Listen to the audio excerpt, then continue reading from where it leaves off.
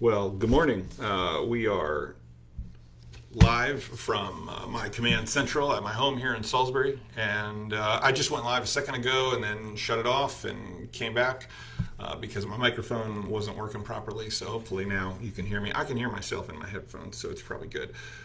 Hey, it is the Christmas season. You guys are all probably in full swing in terms of what you're preaching and teaching on. This holiday season, I'd love to see any interesting themes or topics. If you're doing something particularly creative, I'd love to hear that. You throw that into the comments so that we can all share and enjoy. When you've been preaching for 15, 20 years, sometimes it can be challenging to generate original content around Christmas. Of course, there's tons of places where you can find ideas, but hey, let's just take the opportunity to marvel at each other's creativity. Feel free to throw something in the comments.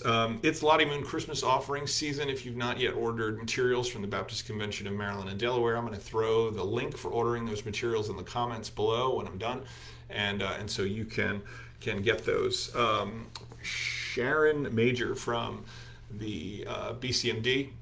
She edits and preps and gets Baptist Life ready for us. She sent out an email asking me if any churches were doing anything interesting or innovative that could be highlighted around the Christmas season. So if you're doing any kind of drive-in or drive-through or outdoor activity or anything in particular that's creative that you believe is going to be effective for reaching people and celebrating the birth of Christ, feel free to let me know. I'd love to get you guys featured if I could, but don't wait on that. Like, text me, email me, message me right away and let me know. So, because that's going to go to press soon. Third, I've got a schedule in front of me. A number of you have received an email from Mark Dooley about revitalization activities coming in 2021. We've got a number of speakers that are scheduled. Mark has arranged these webinars. Everything's going to be remote so that you don't have to, one, travel to Columbia, and two, you don't have to expose yourself to to COVID if you're feeling like, hey, I'm just not ready for it yet. The webinars are a pretty interesting set of topics. One of them is going to be a blueprint for revitalization. There's going to be one in April about the spiritual mechanics of revitalization. There's another one about generating buy-in. There's another several that are focused on revitalization in particular contexts, whether it's Asian American or Hispanic. And so there's just some great opportunities there. And this will culminate in October in a conference that's in association with a group called Renovate, which does a national revitalization conference. It's good stuff.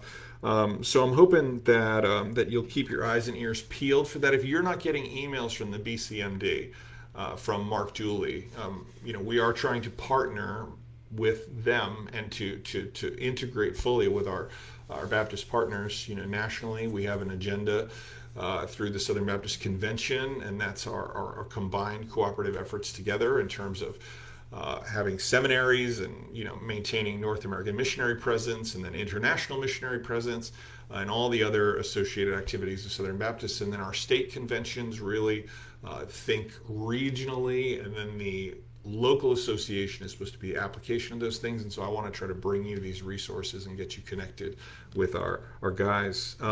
These activities, the webinars are going to be $5 a piece. That's a pretty good value for what you're going to get, and you can do that at home. I wanted to let you know about the 2021 tax seminar. We've normally done that at Allen Memorial in past years. I've been super thankful for Tom Stoll's willingness to present his seminar on multiple days. This year it's going to be all online because of COVID. And so it's only Tuesday, January 26, 2021. It'll run from 9:30 a.m. to lunchtime. And you can sign up for a consultation after that. So registration's $20.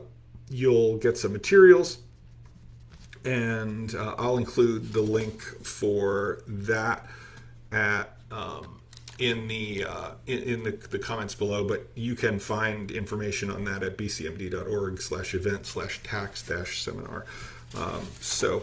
I also wanted to let you know, many times people ask about additional training or transitional interim training for pastors, and this is a vital element in revitalization.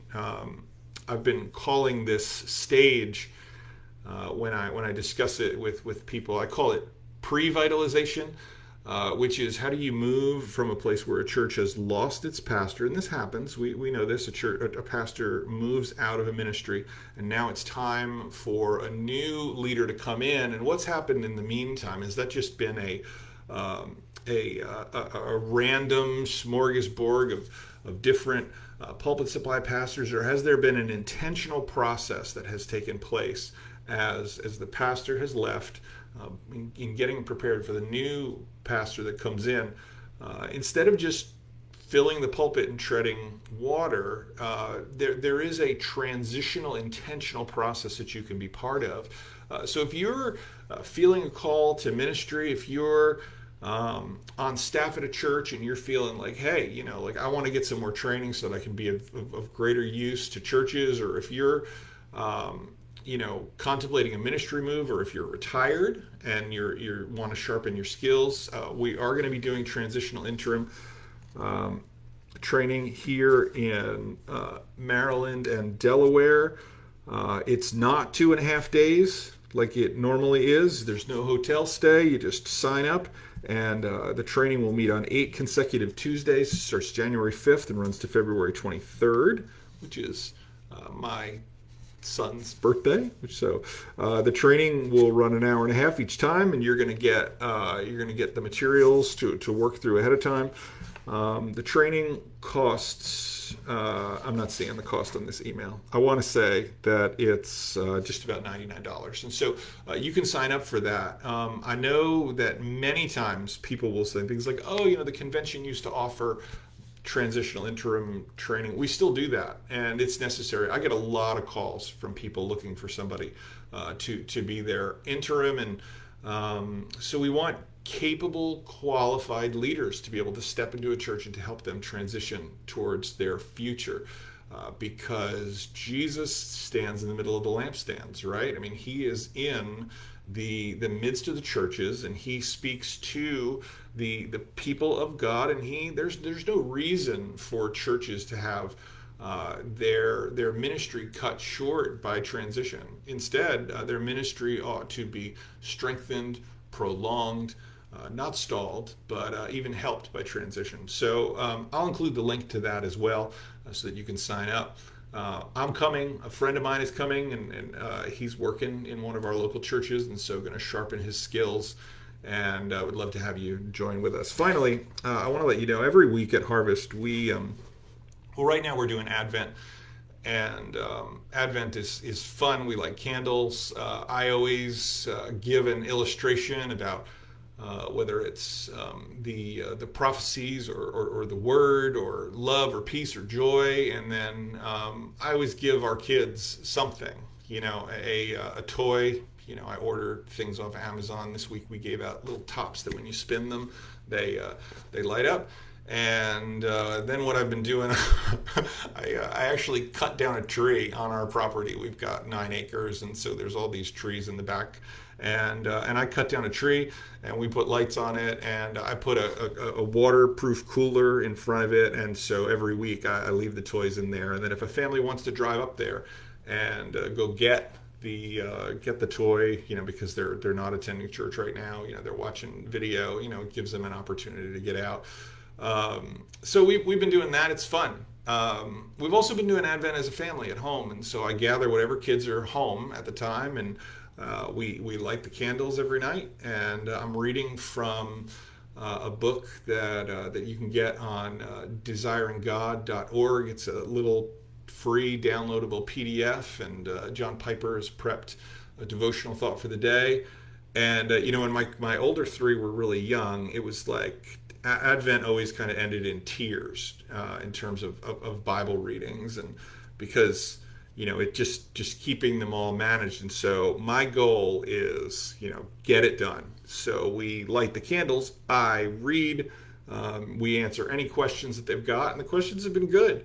Last night my son Hank was asking about the mechanics of the star, which was amazing because we talked about it and answered. Right after I'd read the scripture, I gave him some answers. And then the reading that night was about, not focusing and speculating on the astromechanics of that star, but instead focusing on what the star indicates and what it means. And so it was great. So I was kind of super encouraged by that. Just by his questions and the opportunity to share with him. So I commend that resource to you. I'll throw the link to that in the comments below. But every week at church we read a fighter verse, and so I want to do that. This week we'll read 1 Corinthians 15, 51 to 52, that says, "Behold, I tell you a mystery. We shall not all sleep, but we shall all be changed. In a moment, in the twinkling of an eye, at the last trumpet. For the trumpet will sound, and the dead will be raised imperishable, and we shall be changed." 1 Corinthians 15, 51, and 52.